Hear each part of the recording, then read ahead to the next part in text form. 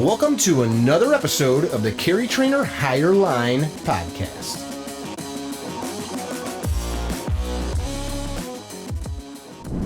Well, hey guys, welcome to yet another episode of the Carry Trainer Higher Line podcast. We're on location, and I thought about how I was going to start this one, and every once in a while you meet somebody and you're like, man, I want to hear another story, and that's this dude. You look nervous. Well, I've never been on camera, so let's roll. That's not true, because I actually met him. I was at a porno store, and I'm looking at a box, Fireman Tim, and I'm like, Fireman Tim, is that you? There I am. You saw my long hose. Eric Pedi. Pedi. Yes. Pedi? Pedi. Like the foot fetish Eric. Not quite, but go ahead. So I met you in maybe summer a couple years ago, and we're talking. You've done so many different things in your life, and I was like, wow, you've got so many stories to share. So I don't even know, like, what do you do? You've been a commercial fisherman in like Alaska. You've lived in New Zealand. Yep, New Zealand, Australia, fished in the Bering Sea. Where are you from? Originally Massachusetts. Grew up just off of Cape Cod. So kind of like a very much a fishing place once upon a time. Absolutely. How's a kid from Massachusetts end up in Alaska? I'm sure there's more than just one quick part of that story. The quickest way I can put it is a buddy of mine decided to shift from our hometown to Alaska to go to university back then. So what are you, like late teens, early 20s? Yeah, late teens for him. And come 20 years old, I was still sticking around at home, and I'm like, all right, time to get the hell out of here. So he went up to Alaska, started going to school, and I went, you know what? This is what I want to do. It was an adventure. You know, I wanted to get out of little town of 20,000 and go see some new things. Taste the taste. Yeah. And had you gone other places? Up and down the East Coast. Okay. So, you know, at least traveled with the family from Mass to Florida and been up through New England and seen a fair bit of that.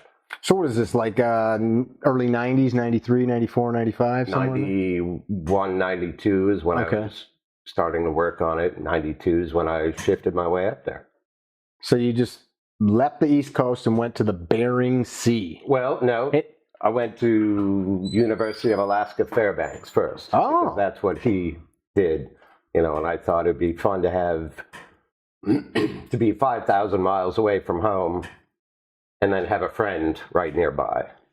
And as it just so happened, another friend of mine joined me. So there was 3 of us from the same town of 20,000 in this university, 5,000 miles. Did you go to school there? I did. What the heck is at the school at Fairbanks, Alaska? What do you study there? Well, regular stuff. I never quite figured it out. By the time I figured it out, I was interested in geology, and when I finished that semester, they went, "Yeah, we're going to have to put you on super secret probation if you're going to come back to the school again." I did poorly that year. But then too much partying and snowboarding and stuff. Yeah, and the advent of the internet, you know, because suddenly you've got this way to kind of reach out to folks across the world, and that just kind of piqued my interest. Anyway, so I ended up spending that summer up there. Ended up going back to Mass for about a year, and then shifted my way across the country again. And You were living in Fairbanks? Yeah. I've never been to Fairbanks. I was supposed to go up there this past summer, and it didn't happen. I've been south of there. Right. What did it look like in the 90s there? Because I know I've got family that's lived in Anchorage that said Alaska's changed so much. I'm sure. Well, Anchorage and Fairbanks, I mean, 2 completely different cities. You know, Anchorage, it'll get cold there, but not the minus 60 that you'll see in Fairbanks.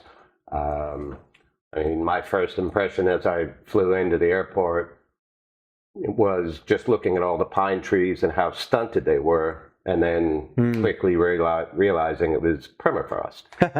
I'm like, okay, that would be why. Anyway, yeah, I don't know, it's a pretty amazing place. You know, the darkness in wintertime, the full light throughout the summer. I am jealous that you got to be there before the world was destroyed by cell phones. Right. To be able just to like go hang out at pubs and shit. And like, I have plenty of memories of doing those things, just being a young man, but like, no? I said shenanigans. Oh yeah, once but the phones come out. Yeah, just not. Well, I mean, the fact that you also had to like pull over and ask somebody directions at a gas station, and correct. Everything was kind of exciting and like adventurous. Now you're just like, I drove all over Alaska staring at my phone, and I knew where I was at any given moment, and that's when I ran into a moose. yeah. I was. So you flunked out of school. Flunked out of school and said, I'm not going back. The idea was to go back, but being that the grades were that poor that time, I thought, let me take a year just to gather my thoughts. And so you went back to Mass. I went back to Mass. Spent the next year working. Worked as a pre-delivery inspecting mechanic for a car dealership. Just making sure like the doors are not squeaking and brand new vehicles coming straight off the ships onto the trucks, straight to the lot, and then just tidying everything up. Okay. Did that for 9 months, and then a buddy said, I got in touch with my school again, and they said, yes, we'll let you come back, but we're putting you on secret probation. So you screw up, you're out. Oh, okay. So I didn't have a game plan as far as getting to Alaska, but my buddy said to me, hey, we're going to Sturgis. Do you want to come with us? This is a story I just heard the other night. Do you want to come with us? And I said, sure, absolutely. So. Were you into motorcycles? Yes, but I never rode. Okay, so it wasn't like you weren't a biker that was like, I've always wanted to go to Sturgis. Right. But I heard bits about it. Did you know what you were getting into? No. And that's part of the adventure. So we made our way there, and, all sorts of shenanigans ensued. And we were coming home one night. I think I told you the other day, coming home and going around a corner, wiped the bike out, and my friend got tossed off it. I got stuck up against a fence. We both went to the hospital, got checked out. He had to go home. So I stayed for the next week and a bit until it closed up. And some of the kind vendors that I'd met there, one was, they were driving to New Mexico and said, come with us. That's not Anchorage or Fairbanks, man. No, it's not, but it's moving further west. Sort of. Well, kind of, yeah. That's probably 1,500 miles south. But it was still almost closer. Moving some lines on the map. Yeah, correct. And then from Albuquerque, I caught a bus to Phoenix to catch up with a young lady I had met in Sturgis. Worked with her in a band for a couple of weeks. Like roadieing? On merch table. Okay. So just worked on a merch table, maybe a week. So, went from Phoenix to Durango, Colorado, to another rally. And then my timeline was getting a little bit short as to when school started. I'm like, kind of going to go. He said, well, what do you need? I said, just to get up to Alaska there. He said, oh, let's see. Jumped, got on a phone, called the local airline, and said, all right, okay, so the work that you did for me for the last 10 days, we'll call it even. Okay. So I bought you your ticket. Bought me my ticket. Did he send you out of Denver? Somewhere there. I don't remember if it was exactly Denver, but Salt Lake or something. Yeah. Something. Isn't that crazy how a detail like that just disappears? I mean, it's kind of a fairly good-sized detail when you think about it. Like what major city you were in that you got on an airplane to fly to basically another country. It may have been Denver, but I want to almost say it was a smaller airport with a connector to Denver and then up to Fairbanks. Gotcha. And then, yes, I finally made it back up there and So this would have been still summertime because Sturgis is in the summer, right? Correct. So I would have rolled up last week of August, first week of September to go back to school there, and literally just got there, had a day or two, and the semester started, and I'm limping around with a cane. What? Oh, from the motorcycle crash. Yeah. You know, so I had that, was using that for a few weeks, and then it settled down and it was good. I started school and that was fine. And then about 2 or 3 weeks into the whole process, I get this little letter under my door. What the hell is this? It's a letter saying, it's financial aid office. And they're saying to me, hey, you need to come and see us tomorrow or as soon as possible, or you're being kicked out of school. Oh. So, or you need to be out by 5 p.m. tomorrow. Oh, geez, okay. So I arranged to see them, and it was, a Thursday morning at 9 o'clock, and, they want to ask me how my new school year is going, and it's 9 o'clock. It's early for me. I haven't really had a coffee. I haven't really woken up yet, and suddenly I've got these 9 people. Whoa. At a table in front of me. It's like you're in court. 9 people in front of me telling me, hey, are you doing better? What's different? How So meeting went on. I said, all right, thank you. Have a good day. Yeah. Later that afternoon, they called me and said, yep, we don't see how you're going to do any better. You need to leave. Shit. Yeah, that's what I said. And I spoke to them and I said, all right, where should I go? I said, my parents can't afford to just fly me back. They said, well, there's a mission in town. Holy crap. Man, can you imagine if that was nowadays, 30 years later? That's pretty crazy. And this is October, so the night. Is that making you emotional to think about that? I was definitely a little twitchy. Yeah. But I'm like, all right, where the hell am I going to go? They're like, oh, there's a mission downtown. So you went from having a dorm room, having food, going to class, hot showers, to then they sent you to a homeless mission? Well, they suggested the mission. And my suggestion was... Yeah, go fuck yourself. Pretty much. Yeah. And... So that...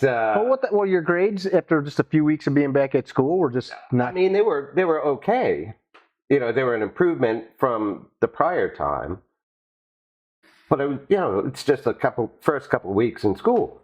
Like, oh, we just don't think that your financial aid should be allowed to pay for your schooling. So... No DEI then? No, nothing. But I went, okay, well, I am not going to a mission. I don't know what I'm going to do yet, but I'm just going to wing it. I stayed in the dorm. Till they came and chucked you, or what? Nope. I stayed in the dorm for the entire semester. How? Well, they never got a new roommate for my roommate. So I just kept a very, very, very, very low profile. The fellas in my dorm would grab me some smokes or some food from the cafeteria, although there were days that they forgot, so I'd go maybe a couple of days without eating.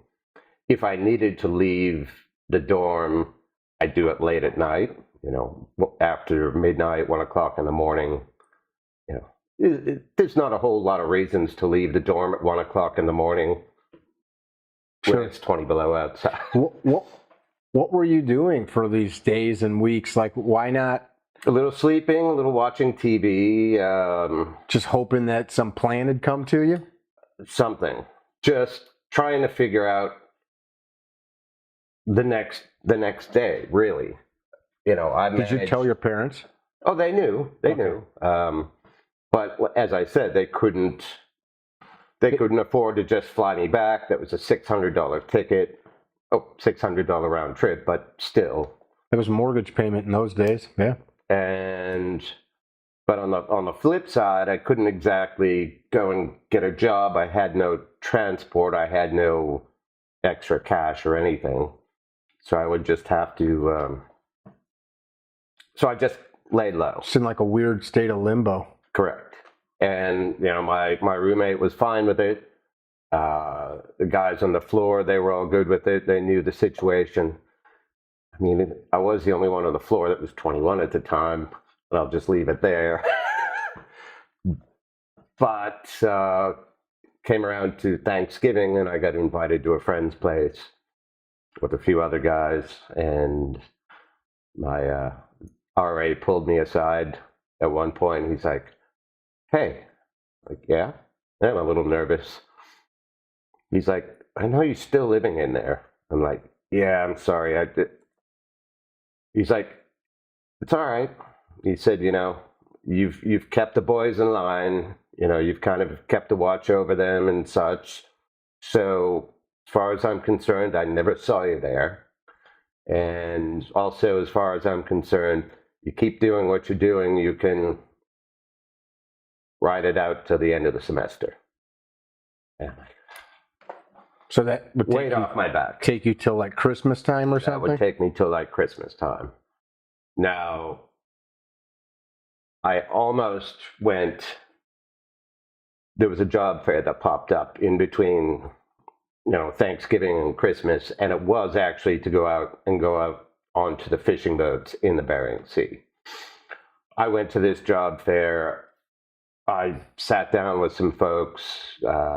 Basically, it was offered the job. I took the job. My folks wired me a little money so I could buy some rain gear. I was ready to go. One phone call. That's all I was waiting for. Never got it. So it was just weird. Anyway, gets up closer to Christmas. A buddy's girlfriend buys me a one-way ticket to Anchorage to go and stay with friends for a couple of days there. From there, I had enough frequent flyer points to get me home. So spent a few days in Anchorage. You had all your stuff with you, whatever you had at school? Yeah, correct.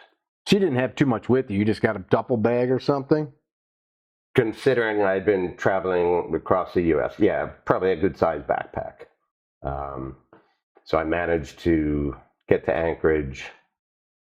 And yeah, sorry, this part was a little sneaky at the time, but like, okay, so there's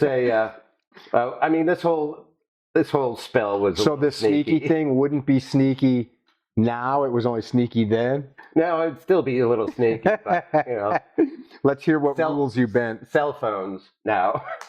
No, so this gave me the free round trip to go back home and then back to anywhere in the U.S. with the one stipulation: it was a $20 service fee. So you pay that at the desk.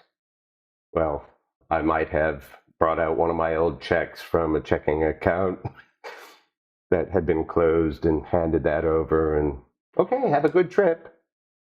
Okay, that was a little sneaky. That's actually a crime. Yeah, well, that's a crime. I'm aware of that. I've never done that since. So you're traveling around with a junk checkbook right now. No. Steak dinners and shit. No. Do you take a check? Make the check out to cash? I'd love to. I'm thinking of like Dumb and Dumber with the IOU. I was desperate. My friends brought me to the coats airport. and shit.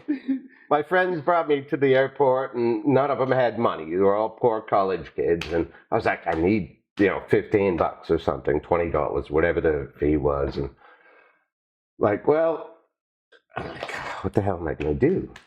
I mean, my plane's right there, ready to take me, and like, I just happen to have that checkbook anyway.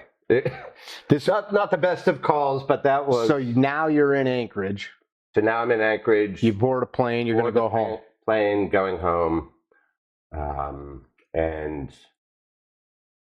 get stuck in Chicago overnight for a snowstorm, and then finally get home, have Christmas at home, catch up with a few friends, and one of them had moved to Phoenix, and she's like, "Should come out to Phoenix."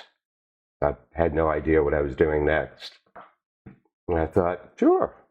So she said, just fly out.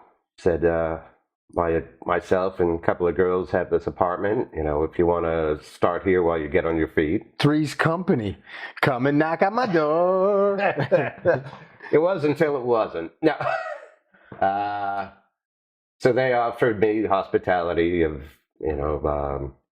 at least a couch and, a clean place to stay. And you're just going to check out this area, find a job. And within a very short time, I did find a job and was getting things. So I thought getting things kind of managed, starting to get a little bit money to put aside to go, okay, let me get my own place and what have you. And then I get home from work one night and they were a little bit cross with me for something and pretty much said, "You need to go." They booted your dirty ass. Booted my dirty ass. You freaking laying on that couch with your balls out, watching TV and shit. I'm sure they'd had They were more enough. pissed off that I was using their shampoo and conditioner that was, expensive. Sure. Replacing it. Baby steps, ladies. What's the Benjamin Franklin? What did he say? House guests and fish stink after 3 days. Something to that effect. Yeah, that sounds about right. Yeah, something to that effect. I don't know if I said it exactly right, but anyway, from there, I found a place just to stay for 5 or 6 weeks. something like rent by the week joint. Not much better than that, but yes, right off of Mill Ave, so right by ASU. Some peel and paint flop house. I mean, literally. Still got scars on you from the bed bugs. Not here. That was a weird few weeks because now I had to quit the job. I had no transport, so I didn't really know what I was doing. I'm really concerned about your decision-making skills at these ages. What were yours? Let's roll back to that after. I'm listening. So now you're living in the flop house. Bed bugs attacking you at night. It was a small house. There was a bed in there. Not a lot of furniture. It wasn't a bad place. It just it was. Didn't smell like freesia and lovely shampoos like the girls' place. Correct. Nice candles and. Well, they also had a golf course too. Damn. Yeah.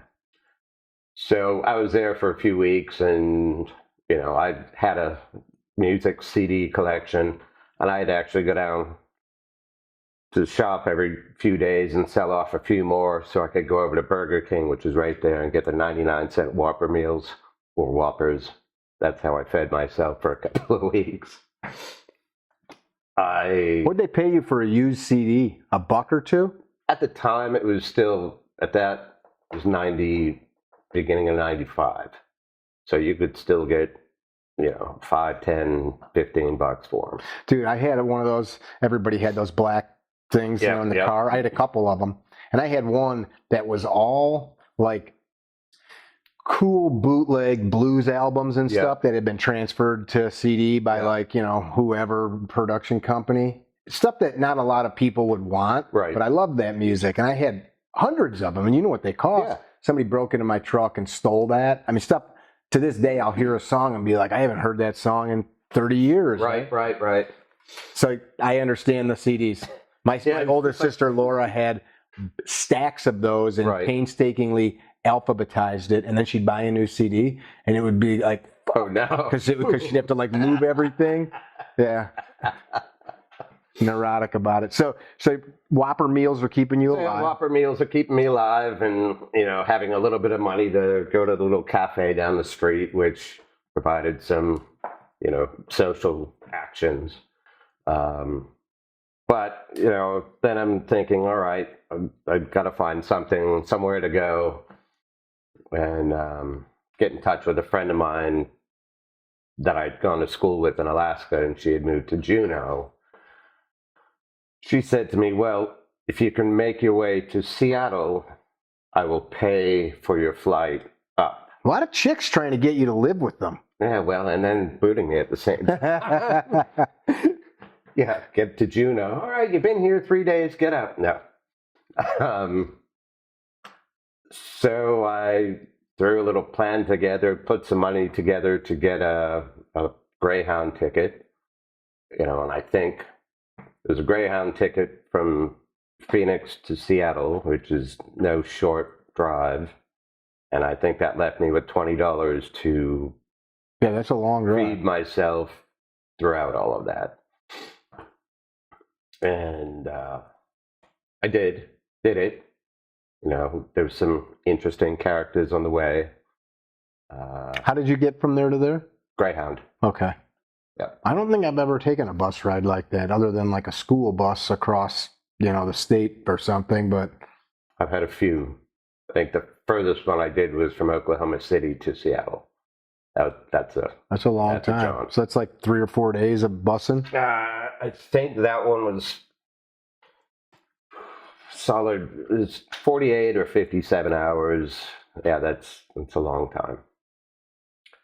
So yeah, met some characters on the way, and one of the last ones was just in the last leg. This fella from Argentina, this black guy from Argentina, who was getting back up to Seattle to go back out on the fishing boats. This was something he did every year, and kind of piqued my interest. I went, oh, that's cool. We spoke for a few hours. Get into Seattle. He's like, so where you staying? Well, I hadn't figured that out yet. Never been to Seattle, know nothing about it. He says, well, there's a hostel in downtown that I go and stay at. I had no idea what that was. Like, well, inexpensive accommodation for travelers. He said, I'll do you a favor. He said, come with me. There's bunk beds in these rooms. I'll pay for a couple nights for you. $12 a night. And I said, okay, sure. Don't know him from a hole in the wall other than his last few hours conversation, but That's cool. sometimes you get to, trust humanity, and I got there and got in there. Okay, and I'm surrounded by people from all over the world, and he says, well, hey, it's the first time in Seattle. Let's go. Let me show you around. And do that. Takes me out on a ferry, shows me around the waterfront, back up to the hostel.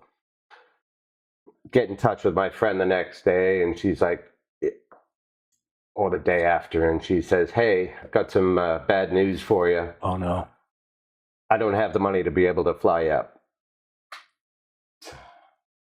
All right, here we go again. All right, now what am I going to do? Start thumbing. And I'm like, okay, well, at that point it was March, and there's no way I'm going to try thumbing up to Alaska at that point. So I thought, well, Seattle seems like an interesting place. When I spoke to some of the people that worked in the hostel there, and tried figuring out some form of employment, and eventually they were nice enough to give me a job, at least cleaning, to cover my accommodation, etc., etc. Eventually I'm working the front desk, meeting a lot of people every day and having a lot of fun. Moving with some folks locally. I end up spending a couple of years there. Oh, really? But the longer I was there, the more stories I heard about people traveling around the world. People moving in, coming in, you were hearing people's stories. I'm working the front desk, and there's people coming in. I'd say we probably would have had 100 countries worth of folks coming through on on a regular basis. That's cool. But I just befriended all these people, had some fun, decided I wanted to go and do that, but it was going to be tough making $7.50 an hour on the front desk, to go on a round the world trip. So I did some networking, including the fellow who first brought me to the hostel. He actually worked for one of the bigger, more lucrative fishing companies up there. Did some networking to try and get onto one of those companies. And a lot of those boats put out from Seattle, right? Correct. So, rewind for half a second. Before I went to them, I actually went back to that company I originally applied for in Alaska. Several years before. Years prior. And I went through the process with a buddy, and I got into a second interview, and about to go into a third interview, my buddy goes in, and I get pulled over here, and woman goes, yeah, well, looks like we had a flight for you to fly out of Fairbanks that you never took. I said, all I was waiting for was a call, and I was ready to go. Well, so, sorry, since you never got on that flight, we're not going to give you this job. Damn. That was probably a good thing, because my buddy had an absolute miserable time in the couple months he went out. Anyway, I ended up getting hired by this excellent by the Argentinians. Boss. Well, it was a Norwegian company. But the Argentinian was on that boat, right? Correct. And so got into what I consider the best company, and I also got onto their flagship. So that was pretty amazing. When you're getting interviewed for stuff like this, I'm sure they're going to ask, do you know anything about fishing in the North Pacific Ocean, the Arctic Ocean? I think they just wanted able bodies. Okay. You grew up hunting and fishing and stuff. Hunting and fishing, and being outdoors, and able enough. I'd done construction. I'd done all sorts of things in my early life but I think they just wanted able bodies, and you go through a little process, and I think you get a physical. And, okay, yep, good. You're hired. You're on the boat. Do you remember the Argentinian's name? His first name? Oh. I only was going to ask because I was going to say his name. So he helps you get this job. So, yeah, he helps me get the accommodation to begin with. Okay. In Seattle. Right, at the hostel. He and a couple of other regulars that came through helped me get the job on this boat. Yes. So, did you eventually just board this boat in Seattle? Correct. Okay. Correct. Got on board. First thing they did, brought everyone at the galley. Everyone got a flu shot. No arguments. What year was this about? This was 1995. Okay. No arguments, because the fact is you've got a crew of 40 and 140 processors. So 40 fishermen, like boat people? So 40 people running the boat, from the galley to the wheelhouse. Engines, all that jazz. Correct. And then 140 of us processors. Wow. So you don't have, once you get fishing, you don't have time to be missing anyone. Little Johnny got the flu. Tough shit. Get out there. Goes through the whole boat. Right. Yeah. Right. Wow, that's a lot of people. This is not a frickin' bass boat. How big is this thing? 85 meters. So almost the length of an American football field. Yeah. So we all get our flu shots. We get assigned our dorm rooms. Particular one that I had, we had a small central room with a shower up to the side, and then there were 4 rooms with 2 bunks in each. Way that it worked was when you were working, someone else was sleeping in your bunk. And then when you woke up, you cleared your gear, put it away, so that when you finished, they could just jump straight in. Spread their mattress or spread their sheet out or whatever. Yep. Sack out. The the first steam up was a little tough because I don't know if it was the flu shot, seasickness, or the combination of the two, but I pretty much was sick for the entire 7-day steam up to Dutch. That's exactly what it was. That's the worst. That's the worst, and nothing but land makes it go away. And that is correct, because as soon as we hit Dutch and I was able to step foot on land again, that was it. Never got seasick again. Ever. That's the worst. I've been there. So, Dutch Harbor is in the middle of friggin' nowhere. Yeah. So you go from living in this kind of opulent, thriving city for a couple of years, partying, Out to middle of nowhere, a rock strip in the middle of the ocean. Yep. And this is now what season, what time of year? So this is January. Oh, wow. So this is like mid-January when we're heading up. So this is not a crab boat like the TV shows. It's an 85-meter factory trawler fishing for pollock, so type of whitefish. They have the little whiskers on them? Oh, no, that's not that catfish. No, I thought they had a little whisker upon it. I got to look one up. Keep all right. going. Yeah, I just want to see. No, you're thinking maybe cod. Yeah, maybe a codfish. Maybe yeah, cod. I just want to see a picture of one. Yeah. So yeah, big boat, big ship, I should say. You know, fishing for pollock. Kind of a little walleye-esque, isn't it? Yeah, The absolutely. shape of it. Yeah, not too far. Oh, see, maybe shove that up there. There you go. Kind of see it with the lighting. How big were they? So the average size, probably maybe 2 foot. Okay, so maybe pretty a bit good-sized bigger. fish. But I did see them get upwards of 3 to 3.5. So you're talking 20, 30 pound. No, they're still a slender fish. Okay. But just, great whitefish fillets on them. Now, when we went up, we were also doing, they had what they call roe season. So you collect the fish eggs. Out of the pollock? Yes. So we had a machine that would pretty much take the heads and tails off, gut it, fillet it, skin it. All done by the machine. So yes, my first job on the boat was working a gut table. So all this machine's pushing out all these guts and the roe. So I had to separate it because the roe, the best stuff was probably $8 to $9 a pound, and you're getting roe sacks out of them like this. So here's like $10, $10. Correct. Yeah. But $10, $10. Yeah.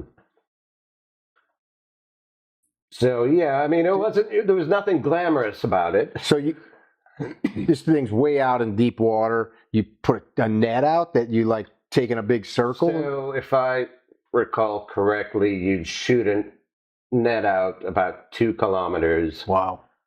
And then it would drop down to, I want to say 1,900 feet. Holy shit. And they had what they call a fish master on there. And his job was specifically to look for the pollock schools. Looking on depth finders and sonar. And now some ships, some of the companies, there were a lot of different ways to catch fish, but they would shoot their nets out and they would just bring in everything and then send that over to there, that over to here, this, that. They'd keep everything. Whereas we would shoot the nets out, bring them in, and this was one of the things I liked about the company was it seemed like you might have had maybe 1% bycatch. So which is stuff you didn't want. Correct. So you're shooting a net out, and probably the most full one I saw was coming in was about 300 metric tons of fish. Wow. In one. It was a sausage 120 foot long and 12 feet around. Just. Yeah.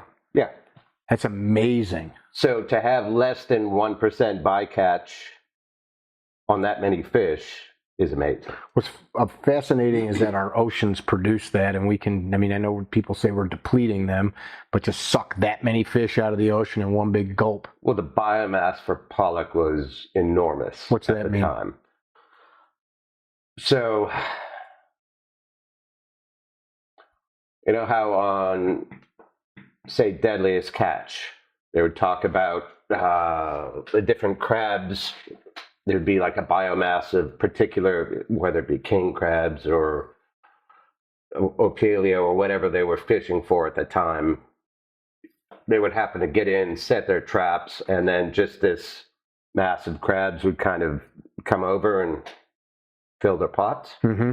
Well, that would, for the crabs, that would constantly move around. And I think that would be much the same with the pollock, is there would just be massive, massive, massive schools. Billions of them, millions of them, something like that. Billions, probably. So you guys are just slimy as fuck, covered in fish guts and just goop and seawater, and then you go crawl in your bunks. You probably didn't even smell it anymore. Oh, you couldn't smell anything.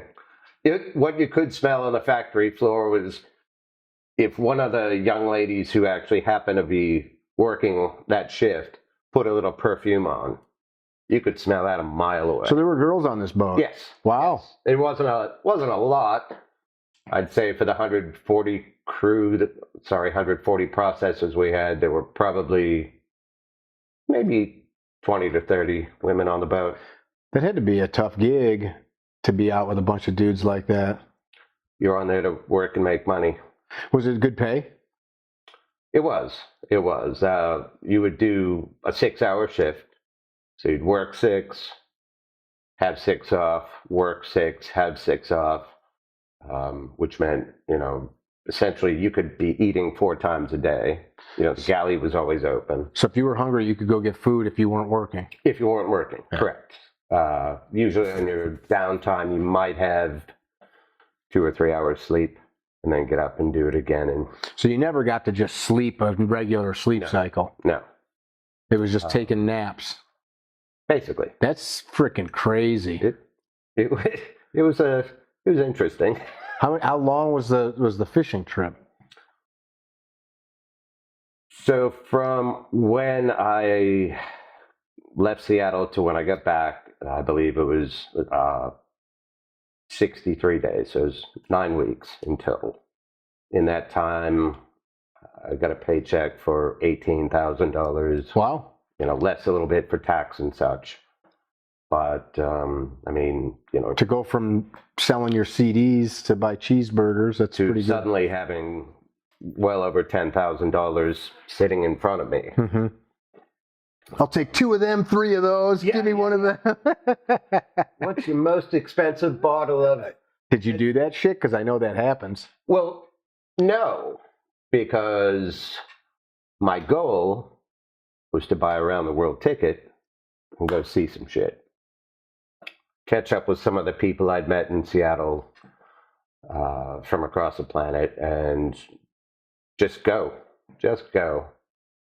Now, the fun thing in the hours before we got into Seattle, we had a thing on the boat called safety bingo. Okay. And everyone on the boat got cards.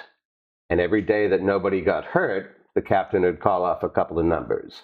You could win cash prizes. You could win stereo systems. That's cool. Any number of things. And it just so happened that one of the prizes was an $800 travel voucher. Well, in the last 12 hours we were on the boat, or 15, there was still shit that needed to be done on the deck. So the deckhands were out there sorting things out, just last minute cleaning, what have you. And I remember the managers, the shift managers coming into the galley saying, "Hey guys, we need some help out on the deck. Who wants to come out? Voluntary." I'm like, "Oh, you're a bunch of lazy asses." I went out. I helped. I got wet, scrubbed, laughed, danced around. We're going home. We're going home. And so the last hour we're coming in, the captain's calling the safety bingo and gets to those last couple numbers, and I'm like, bang. Bingo! Guess who won the $800 travel voucher? Nice. So now I've got, 18 grand and an $800 travel voucher to put towards my trip. I would go and see a travel agent. You didn't want to go back out on another fishing trip and keep stockpiling. I didn't want to have to. I thought I had enough to get me a little ways, and I did a little ways. I could have gone back out, but it would have meant not leaving again until October, November. So you had to go kill a couple of months. I would have had to wait. We got in probably the last week of March from our trip, and I would have had to wait until June, July before the next season came up, and then that would run until like October, November, and I didn't want to wait. Mm-hmm. So I bought 2 tickets. I bought one from the U.S. to London and back. Bought a second one from London around the world, and then back to London. Kind of the way that worked was, that ticket itself was $1,800, and you pick as many stops along the way as you want. Wow. With a stipulation that you have to travel in one direction. You can't just backtrack. Now you can come into, say, London, for example, and then fly out of Paris if you wanted to do that, or Paris to Berlin. So you could make little leapfrogs, or you could make your way overland. How did you do this? There was no internet to do that then, was there? It was there. Was it? It was there. But it was also hearing the tens of thousands of stories of all the kids that were already doing it. And just piggybacking on their ideas. So I hung out in Seattle for a little bit. I had to get back home for a wedding. Excuse me. I had to get back home for a wedding of one of my best friends in Massachusetts. So I waited around until about then. And I flew down to Albuquerque, drove up to Massachusetts with my buddy, and was there for a week. And then flew out from Boston and headed over to London. Got into London. Just you and your backpack. Just me and my backpack. Big pack though. I wasn't sure how long I was going to be gone. How old were you at this point? 25. Okay. Yeah, 25. And just coming into summertime. And ended up tripping around through England and Scotland a bit. And then, as I just so happened to do all the time, I ran out of money. Wait, that's as far as you got and you ran out of cash? How did you burn through all that cash? Well, before I left the States, I paid some bills, and, I might have treated myself to something nice here or there. But as a whole, I thought, it should be okay. The main part of the trip I thought was going to be the airfare. Yeah, well, shit happens. Bunch of beers in London, and you're out. Bunch of beers in London and shenanigans, and yeah. So you're not even past the first leg, and you're out of dough. Right. I'm in Edinburgh, Scotland, out of money. I got a bus train ticket that'll get me back to London. But you still have the ability to get to another city from here with your ticket. So I've got, that's the beauty of what I did, was I made sure that I had a ticket from the US to London and back. So I had a way out, and then my other ticket was London, spin the world, back to London. So that was part 2. And thankfully, I just screwed up early. Did you go home? I actually went back to Seattle, went back up to Alaska, did another season of fishing. So now, going back to your original question, why didn't you just stay and make some more money? 25-year-old idiot. So now you got another 18 grand in your hand. No. This time I've got maybe 6. Okay. 6 or 7. Different type of season. different payouts for different dividends for what you were getting. So now we're in October, November, and all right, time to head out again. So I had the way back to London. Actually, no, I had to buy my way back to London. I was doing the math too, because you'd already burned up that Correct. there and back. This time when I went to London, I had a lady friend accompany me.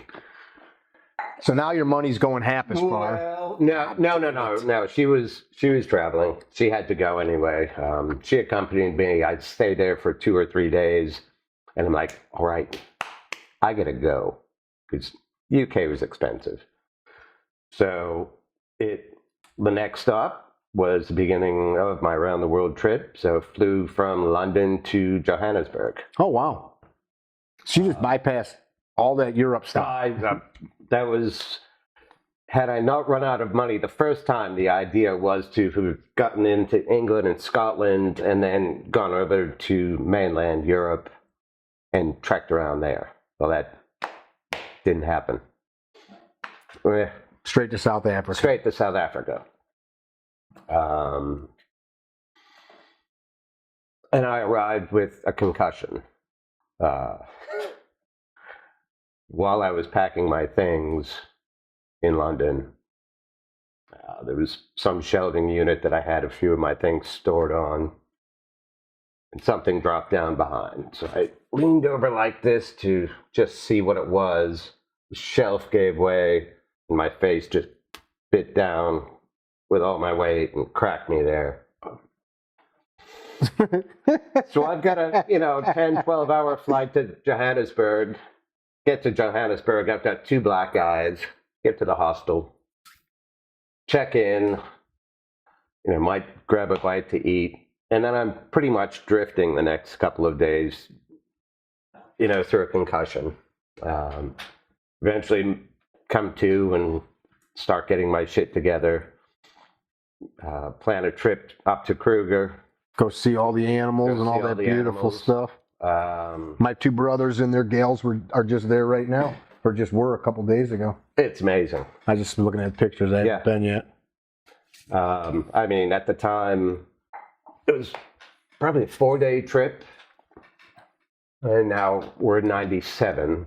The 4-day trip at the time, and that was including your accommodation and food, might have been $300 US. Wow. So that was pretty cool. Get back to Joburg. Did you have a camera with you? I did. It wasn't a great one, but I have pictures somewhere. I think they're sitting in a shoebox buried somewhere. Yeah, pretty much. So from Joburg, booked a hop-on, hop-off bus trip. Is that what a world traveler calls it? Joburg? Yeah. Okay. I didn't know. Never been. It could be Johannesburg, bro. Joburg. And then the idea was I was going to make my way from Johannesburg to Cape Town. Okay. And following what they call the garden route. So, for maybe $100 US, I got on this bus that you could jump on, jump off anywhere you wanted. So, Johannesburg down to Durban, Jeffreys Bay, Cape Town. Spent a month in South Africa. Wow. Amazing. I had a few little run-ins with the locals. Some of them weren't as nice as others, but... Did you have to fight? Close. Just people not liking you because you were American, or what? Just assholes being assholes. Okay. Yeah. You have them everywhere. Yeah, they are everywhere. Where did you go from there? So from there, I flew from Cape Town to Buenos Aires, Argentina. Now wait a minute, that's backwards.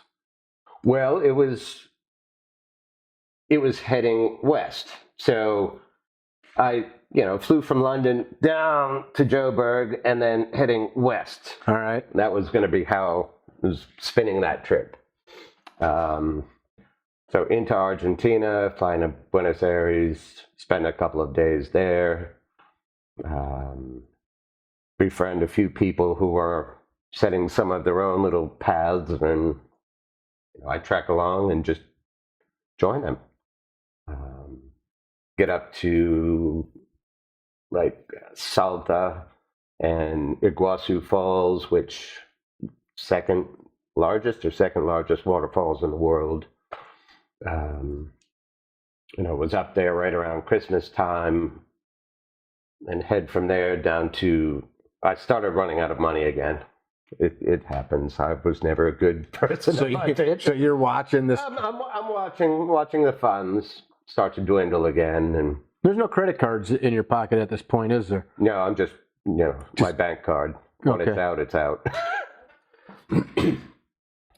Like I said, not a good person to budget at the time. Just fly by the seat of my pants. You're having fun. So I was making my way from Salta down to Mendoza, which is still Argentina, but kind of the foothills of the Andes. And from there, I was going to go to Santiago. I jump on a bus. And it was one of the saddest parts of my trip was just coming into the Andes, and you're just starting to climb and see some amazing things. And you're taking pictures, and you're taking click, battery dies. Oh. And of course, it's one of those stupid camera batteries. And so I had to travel through the whole Andes and just Change lock your it up brain. here. Got into Santiago, spent a few days there. Don't remember a lot about it. Beautiful city from what I remember. And then from there, the next stop was Easter Island. Oh, wow. Which that was the one stipulation when I was back in Seattle originally buying my ticket. Hey, can I get to Easter Island? Guy's like, I don't know. I think so. Yeah. So while I'm in the hostel waiting room in Santiago, I bump into this Dutch girl, and she's also flying out to Easter Island that day. So we take a cab to the airport, get in to the plane, and get started on that adventure. And at that point, you could still smoke on a plane, but you had to be in the back 2 or 3 rows. So her and I and a couple other people just smoking cigarettes, and international flights, so it was free beer or free alcohol. By the time we get onto Easter Island, we're pretty well lit. Where's the heads? Doing a little dance, and yeah, that was amazing. I'm still in touch with her these days. And so, yeah, we hung out for the week. I think she was flying out, and suddenly my finances have just dropped about to nothing, or pretty damn close. So I'm trying to leave. My original plan was to spend 2 full weeks on the island and then head to New Zealand after. Well, now it's 1 week is gone, and there's only so many planes that fly in and out of Easter Island every week. It's just remote. So I get to the airport, I've got my luggage, and I'm trying to get on the plane. Plane's full. Oh, no. Well, the next flight is not for another week. Shit, now what do I do?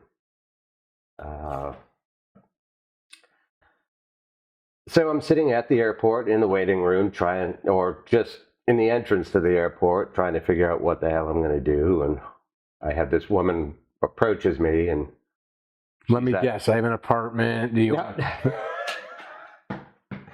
Hey now, she approaches me. She's like, "Can I help you? Or are you looking for accommodation?" I said, "I am, but no dinero."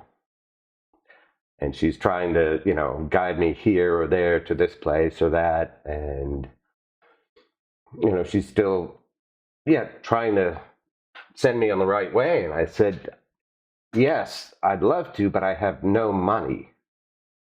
And I realized that like a couple of days before I was cutting it close. And, right This is around a this. serious theme with you, man. Yeah. This is a serious theme. We're gonna have an intervention. We have all your family come in here. Yeah. That's fine. So what do? You and this gal are trying to sort it. So I'm 25 at the time. This woman is probably 37, 38. And she's trying to figure out a way to help me. Around this time, this young boy comes up and starts speaking to her in Spanish or Rapa Nui, which was the native tongue to the island. And they have a conversation, and they're back and forth, and then the mother's talking to me in English. And she says, I have a garden you could sleep in. I said, I do have a tent. She goes, well, I can offer you my garden. Wow. I said, it's better than sleeping in a cave or, in the beach or somewhere I'm not very sure of. And she invites me back to the house, and it's a nice house. And she said, oh, my sister lives over there. My other sister lives here. My brother's over there.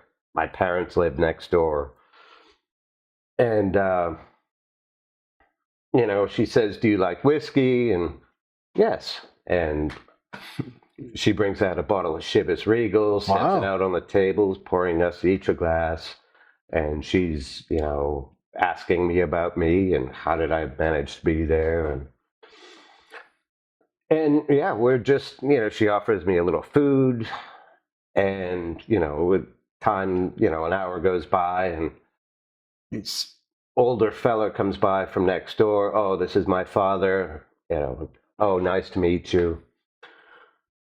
5 minutes later, he comes back with this Moai statue of the heads. Now, they sold these on the island for like $400 US. And he comes over and says, I present this to you. And I'm like, no. Thank you so much. Here I'm planning on sleeping out in the garden. He just gave you $400. And he's giving me this $400 statue. And he's got to be in his 70s. They make them there, I'm assuming? Correct. And he actually made them. And her sister made them. So several of the family members made them. Tourists buy them on their way. Correct. And then he shares a story of why he's giving this. He says, I owe the Americans a debt. And I'm like, no, I'm just some average Joe coming through. And then he relates a story to his daughter. Sometime during World War II, he and his brothers went to go out fishing and ended up getting stuck in a storm and got blown between Easter Island and Chile. Which is not like 10 miles. 3,000. Yeah, that's 3,000 miles. Got stuck out in the middle of the Pacific. And they were 20 odd days without food and water. And a U.S. Navy ship happened to come across them, brought them on board, looked after them, took care of them, and then eventually got them back home. So I'm hearing the story. I'm like, whoa.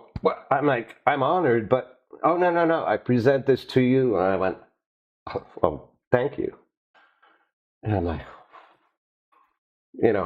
I go from being at the airport, 2 or 3 hours ago with no means to suddenly having, a place to stay, a $400 statue that I couldn't afford but really wanted to, and some glasses of Chivas. And at some point in this conversation, the mother had said, listen, you can stay in my room and I will sleep in my son's room. And I said, you don't have to do that. She said, it'll be my honor. So the father gives me the statue. I take the statue and I'm like, okay, I'll be right back. Just want to put it away. Go to put it in the bedroom. Go to lean it up against something. And it falls down. The head snaps off. I'm like, come on. I'm like, you're freaking kidding me. Like, wow, Oh, no. yeah. I think I'll glue that when I get Yeah, home. I think I'm just going to go hide in the bushes now. I'm just going to walk out the back door and never be seen. So Oh, God. I come back out to the kitchen and, I'm kind of like, oh, shit, what happened? He broke the statue. They knew it. And they looked at me. They said, "Are you okay?" I went, "Yeah." Let me guess, the statue fell over and the head broke off. I went, "Yeah, it's okay. It's okay. Bring it back out. Bring it back out. Hand it back over." They said, "It's okay. We'll fix it for you." I didn't know how the hell they were going to do that. I still don't know. Anyway, a day or two later, I don't think they fixed it for me. I think they just gave me another one. While I was there, so this woman actually worked for customs at the time. So that's how she was, how she was getting nice bottles of Chivas Regal to sit down, Mhm. Here you go. But she worked for customs, so, there were a couple of other flights that came in and out through the week. And during that time, her son would be, perhaps alone at home. So every morning there was fresh coffee in a thermos on the table. Every morning there was fresh biscuits there. If she wasn't there and at the airport, I'd be there. If her son could ask me things and I could help out, which is fun because he only spoke Spanish and Rapa Nui. I just had to learn really quickly. Enough of it.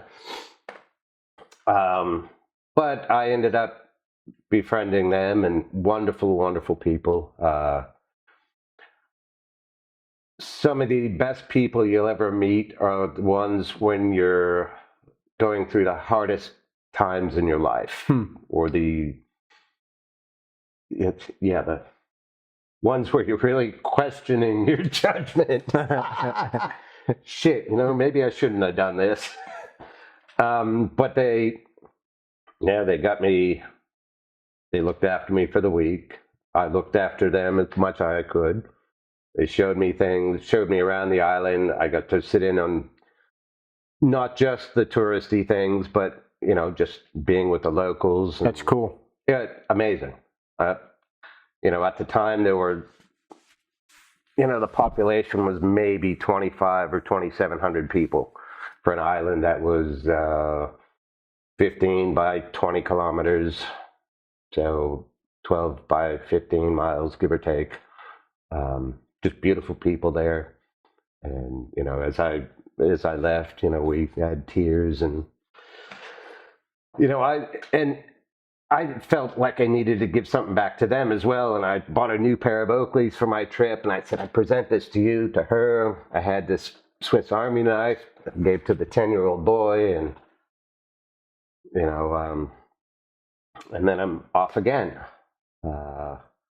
Next stop was Tahiti, but that was just on the way to Auckland. So you still have no money. Still have no money. Well, I have $20 US. That's it. I fly into Auckland, and So you went to Tahiti and just had no way to enjoy it, really. Well, it was 2:00 in the morning, or maybe 1 in the morning. It was probably 90 degrees with 98% humidity. So got off the nice temperature controlled plane into a sponge. Yeah. And then, headed to Auckland, got to the airport. Now, mind you, I still have this ticket, this round the world ticket. So I can jump on. I don't understand how this works. You just walk in the airport and go, I have this ticket? So,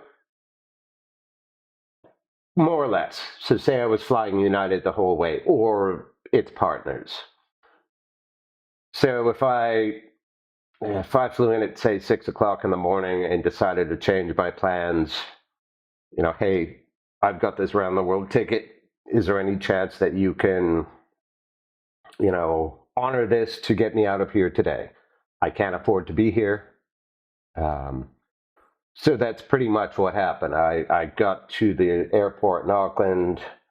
I realized that $20 was barely going to get me a cab into the city.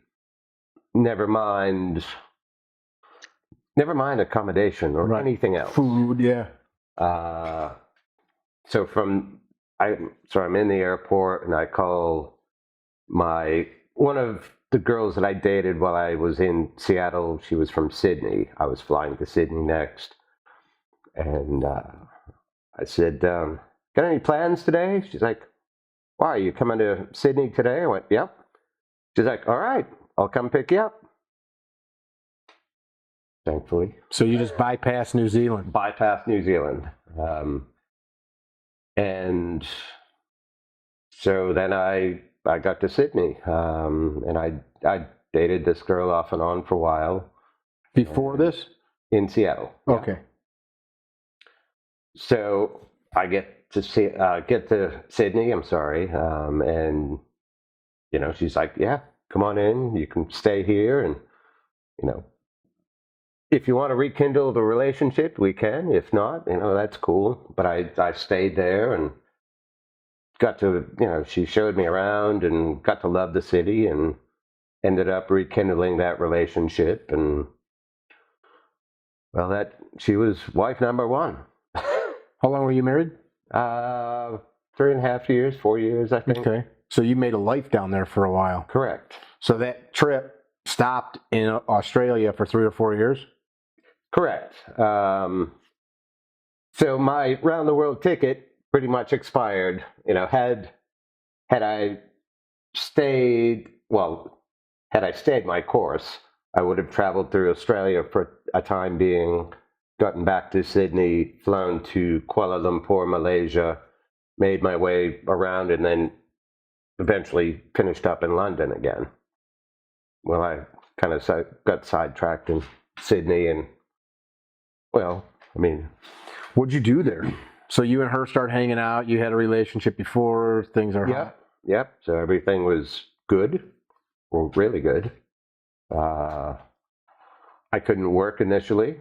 I could come in on a visitor visa coming from the U.S., but I couldn't work or really do much else. So we ended up getting married, which I ended up getting temporary residency, then permanent residency, and eventually dual citizenship. Cool. So you're right now a citizen of Australia. Correct. Good day. Yeah, how you going, mate? bloody kids over here. Sorry. And at not long after we got married, my mother passed away. Very sudden, very shocking. So over the next couple of years, I flew back for that, flew back to Sydney, but it kind of puts your mind space in a bit of a spiral at times. Relationship with, my first wife, it ended up souring a little bit, and that's. I assume if you call her your first wife, it didn't. Well, yeah. What'd you do for work there? So initially, I got an odd job here and there, a little construction, a little bit of, painting, just handyman things, and then got offered a job to work in this wholesale jewelry company, which at the time was body jewelry. So we had supplies coming in from Asia, supplies coming in from the UK, and we just had a catalog of just piercing type things, and worked for them. So I did picking and packing, but also sales, and going to trade shows up in Brisbane, down in Melbourne, Sydney. Paid the bills for a few years. It's cool. Then first wife moved out. That job kind of fell apart, and I ended up shifting back to Seattle for 9 months. Did you go fishing? No, This time I'm just like that. I just needed to clear my head a little. So I went back to work at the hostel. Wow. So this is like 4 or 5 years later from when you first worked there? A few years, yes. It was back in 2001. So that was fun, being back there again and being around those people, old friends, new traveling friends. And then 9/11 happened, and that was absolutely horrible. As we all know that were around that day. Mm-hmm. And, I just saw it to be messy. And I could kind of foresee how things in the U.S. were going to be for a little while. So I saved up some money to fly back to Australia again. So I went back, I think, December of that year, maybe January or the next. And stayed with a buddy there, and he got me a job working restaurant in his kitchen. He was a head chef at this place, and that was fun. One of the servers asked me one day, "Hey, you want to go over to New Zealand for a week or two?" I don't have any money, honey. I'm just trying to get things rolling again, but being back here in Sydney. Oh, no. I'll take care of it. You just, take along some spending money. Okay? Too good to be true. Too good to be true. So we get over there where she, fly from Sydney down to Palmerston North on the North Island, drive to her folks' place, pick up a car, some camping gear. The idea was trek around New Zealand for a couple of weeks and head back to Sydney. 3 days after we're there, she says, "We're out of money. We've got to work." Oh, shit. Wasn't me. Wasn't me this time. You bought into the scheme, though. Yeah, apparently. Too good to be true. Like, what the hell you mean we got to work?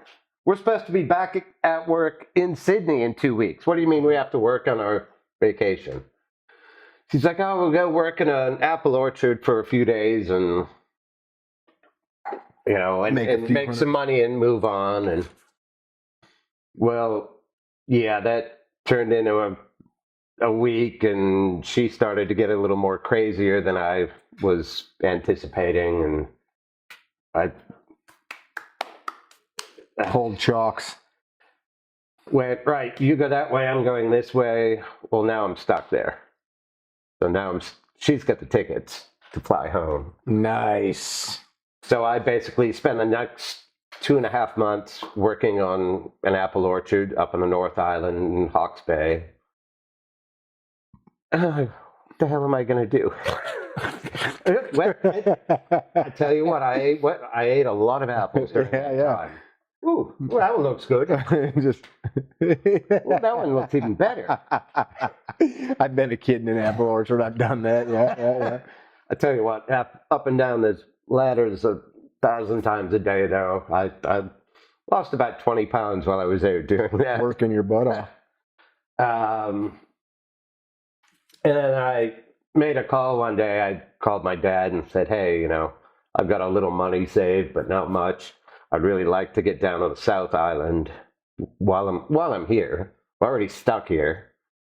So he and my stepmother managed to send me a little money so I could fly from the North Island down to Christchurch.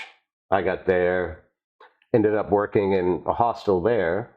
So same kind of way I started in Seattle, just making beds and then working the desk. And, while I was doing that, for many years, I liked working with people, like talking to people, obviously. Mm-hmm. But I always wondered, what would it be like to be a bartender? So I'm like, all right. And there was another hostel right nearby in town that had a bar in it. And I'd been in there a few times, and it was fun. I kept pestering this one manager. It's like, "Hey, any chance you let me have a shot? I've never bartended before, but I'm good with people." And finally she said, "Well, yeah, okay." And, it was a Rugby World Cup in New Zealand was playing, and I made an impression because I had a job. Well, second job, because I was already working at the other place on the desk. So that started, 3 months later, I went from just bartending to actually managing the bar. So you're supposed to be on a weekend camping trip. Yeah, I'm supposed to be on a 2-week camping trip to New Zealand, and now we're 4 months, 5 months later, and I'm bartending. And your buddy, whose house you're living at, is he like, what's? I think I called him and said, yeah, I'm kind of stuck here for a while, and he went, all right, well, if you need a place to crash, I'm here. But yet, just that's how my life turns out sometimes. Ended up staying at both the hostels for the rest of the time I was in Christchurch, which ended up being a full year. So that 2-week, 3-week trip turned into a year. It turned into 15 months. Okay. Yeah. And while I was in New Zealand, I did get to see a number of things. Beautiful. Trekked through a good chunk of traveled and saw quite a few things on the South Island. Got to see quite a few things on the North Island as well. Absolutely beautiful place. I only left at the time because for what I was making in wages to what the cost of living was by living right there in downtown Christchurch, it got a bit spendy. And I thought I could make more money by moving back to Sidney and just starting over, which is what I eventually did. And yeah, it's a long time ago now. So you go back and live with your homeboy again, or did you just go? I think initially I did, and then I think I got a bartending job there, was able to save up some money quickly, get my own place, and then, just start my own thing. And, well, I ended up living in Sidney for 10 years, all total, I should say. Worked in a few different bars down there and proved myself to enough people. Geez, I don't know where to take it from here right now. So you spent, that was 28 years ago or something? 25 years ago? Yeah, it was 23 years ago. 20. I lost a couple. Yes. You're 2001, so 2002, 2003. I got there in 98 originally. So, but by this point now, it's like 02, 03. That sound right? So let me think. 2001 for 9 months back in Seattle, and then it was 2002 to partway through 2003 when I skipped back in. Yeah, so now it's 22 years ago. Yeah. So what have you been doing ever since then? Watching a lot of porn. No. Foot porn? I've been... No. You've been that has been like this joke this whole time? I know.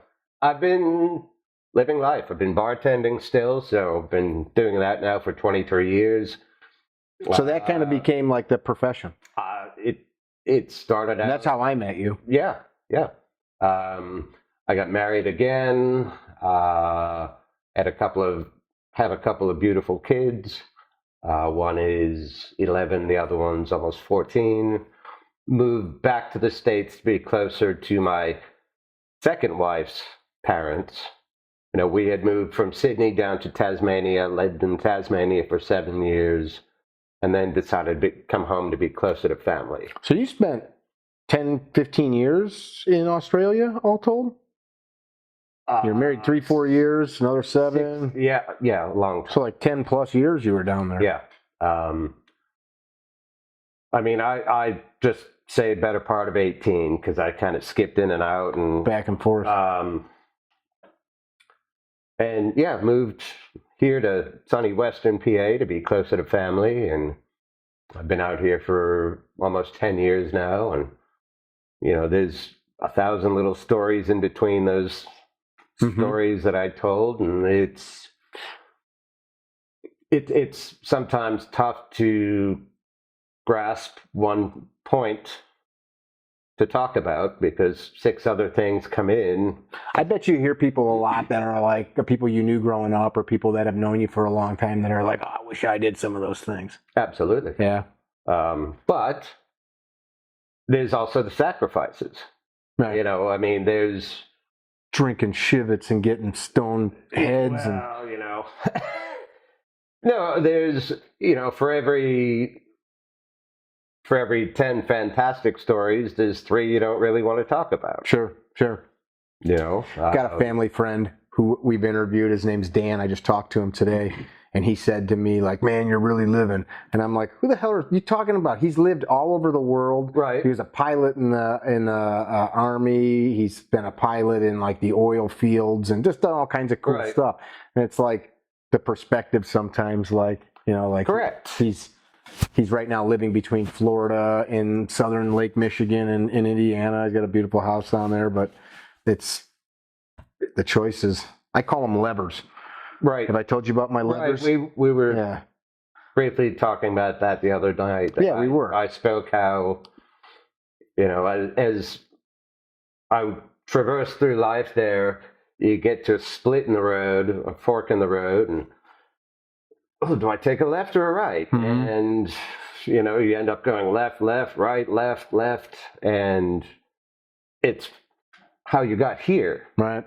How we got here today. Right. But you go ahead and reflect and go, now what if I had taken a right there? What if I had taken a left in Albuquerque instead of a right? Yeah. And, you know. I've got a really good friend. I'm going to be visiting him in a few weeks, and I'm hoping to be able to do this with him. His name's Kirk, and Kirk tells a story.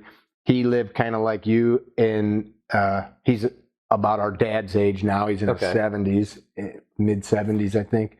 He bouncing around like, you know, kind of like that tail end of the hippie years. Right. Going to shows. He was like a lumberjack, a smoke jumper. Oh, and cool. One day he's like in the Pacific Northwest, and he's like bumming a ride, and 2 cars stop, like one going north, one going south, or one going east, one going west. And he looks, and he walks, and back seat was a gal that he's been married to for 50 years. He's got, you know, 4 kids and grandkids, but it was literally like car, and like, you know, coin toss, and Gene was like, you know, it's pretty magical. Like the fragility of that choice created, you know, just for me, it was, you know, getting pushed out in Phoenix, and then, you know, essentially missing my ride in Seattle, because that's essentially what happened. I mean, I love the idea of traveling anyway from a young age. I grew up just off of Cape Cod, so it was a place that, as I said, our town was 20-odd thousand people, but in summertime we'd have 75,000 or more coming through all the time. So I discovered at an early age there's a lot to see and do out there. So if I had jumped on that plane, you know, had my friend had the money to give me, to loan me at least, to get on that plane to end up in Juneau to work for the summer and what have you, I may or may not be sitting here. I mean, who knows where? Yeah. Who knows? You could be bones in the bottom of the Arctic. Well, you never know. Yeah, this is true. Yeah, you never know. Would you change anything?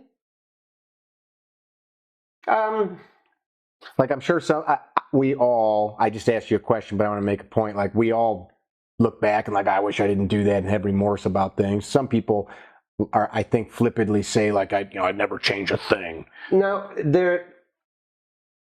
yes, but I don't know what. That's fair.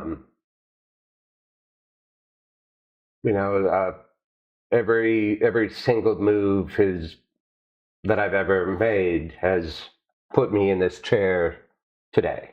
Mm-hmm. Have I made mistakes? Sure. Have I let people down? Sure. And those two coincide. Yeah, right. Would I do things differently and make better decisions to treat those people better? Absolutely. Absolutely. But those decisions that I made at the time are part of the reason I am where I am now. And do I have to live with the consequences? Absolutely. Mm-hmm. Are there still things that I want to do? I'm not done traveling. Where do you want to go? I want to keep traveling the world. Yeah. There's some days I think, I could just pack it all up, sell everything, and go again. I dig that. I've seen so much of America, which is not the world, but I've been through every lower 48 state by back road. Right. There's times I'm like, I've been to that gas station in bumfuck Utah or bumfuck Iowa, 5 times. And I recognize it from that movie. on my camera probably. But I get that pull to see what's out there. I got to introduce you to my sister. She's in Egypt right now. Her name's Wendy. Nice.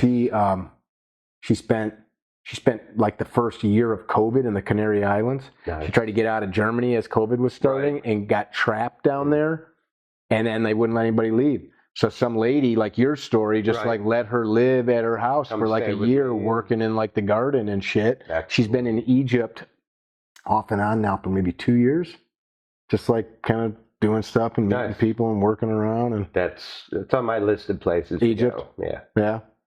So what's stopping you? Me? Just want to sit still for a minute? Well, no, I've been sitting still long enough. Just tying finances together enough to be able to do that once again. What's a guy get for a kidney in Tijuana these days? I don't know. You can make a few calls, right? Yeah. Anybody 2 kidneys for sale get you an airline ticket? One, the other one's. Well, I'm going to do one. You're going to do one. There you go. Maybe one little toe. That's well, creepy. I do have one little trip planned coming up in April. Getting to go with my sister's family to Amalfi, so the Italian coastline. Oh yeah, you were talking about that. That sounds lovely. What should have been back in '97 when I originally started my trip, and I was supposed to have originally gone to mainland Europe, is finally going to happen. I like it. That's awesome. 1 week, fly into Rome and drive to Amalfi and just explore. That'll be fun. Yeah. And doing it with family will be fun. And doing it fair. Yeah, correct. I'm looking forward to that. And then who knows, maybe that'll get that travel bug going again, and I wipe my hands clean and give my friends hugs and kisses and say, I'll see you next time I see you. It's a fun way to do it. What's maybe the biggest takeaway from all those years on the road? If you can quantify such a thing. You have to give me a second. Be honest, if you can. With yourself, with others? With yourself, with others, especially with others. As I said, there's mistakes I've made and conversations that I, shouldn't have had, and things that I've said that were poor choices along the way. But when I've ended up in some of the toughest places, toughest situations in my life, it's been strangers who have come to the rescue and bent over backwards all day long to help you. It doesn't matter what country you're in. If you're a decent, human being with a good soul and you're honest, the world's yours. Your world is your oyster. People will come out of the woodwork to help you. If you want to be a dick, well, it's going to be, you'll get that too. I like that. It's nice to hear that. I agree with you. It seems like I've had people ask me a question similar to that, just about driving around America the last 10 years. And that's kind of like my takeaway is most people are pretty darn cool where you go. I mean, yes, you meet some assholes, but you walk into a little coffee shop in Detroit or a little trinket shop on the beach in South Carolina. We were just in, I never even heard of the town. It's kind of a famous town. I can't think of the name of it right now. It's an island in Georgia off the coast. Very wealthy. It was beautiful. Tybee? I'll have to look it up. Right. But we stopped into a little store that was there, a little shop that the guy sold like kayaking equipment because there's a lot of flats for fishing. And this boy just gave us like a tour of the little downtown, told us like he grew up there, born and raised there. Right. And was just the sweetest guy. Like we could have hung out. We had work to do and had to leave. And he gave you the impression like you could have probably gone to dinner and nice. St. Simmons, Little St. Simmons. Okay. Jekyll Island is there. Just this beautiful, beautiful little island that it's actually some crazy history. But I think Jekyll Island during yellow fever, right? They took anybody with yellow fever, stuck them on the island, and to this day you can go out there by boat. They've got these brick crematoriums, whereas the yellow fever patients died. They just kind of freaking torched them out there. I mean, and this is not that long ago. What's the one in New York? I was there recently, and my brother-in-law, explaining right out of Manhattan, there's a little island, and there's a bridge here, and right on that is where they used to put people with typhoid. Yeah, they didn't know what else to do. And other diseases, and go to the island. There was the Irish woman who kept trying to get back in. She was a nanny or something. They called her Typhoid Mary because she managed to get out and come back. I remember this story. Yeah, and that's not that long ago. No, times have changed. I appreciate you taking the time to do this, man. Thank you very much. It means a lot. Thank you. Parting words to your friends around the world if they see you on the internet. Thank you, everyone. I couldn't have done this without you. And to those that helped along the way, I'll see you again somewhere, or we'll speak. And I don't know, the adventure's not finished yet. I'll start seeing some of you again. And to the folks that I haven't met yet, well, I can't wait to meet you. We'll see you soon. We'll end there. Be well. Don't be dickheads. Tell somebody you love them. Peace out. Thank you. Visit our website, carrytrainer.com, for information about classes held throughout the U.S., Carry Trainer apparel, and upcoming projects. You can also email us at training@carrytrainer.com for information about setting up your own private course or speaking engagement. Training@carrytrainer.com or carrytrainer.com.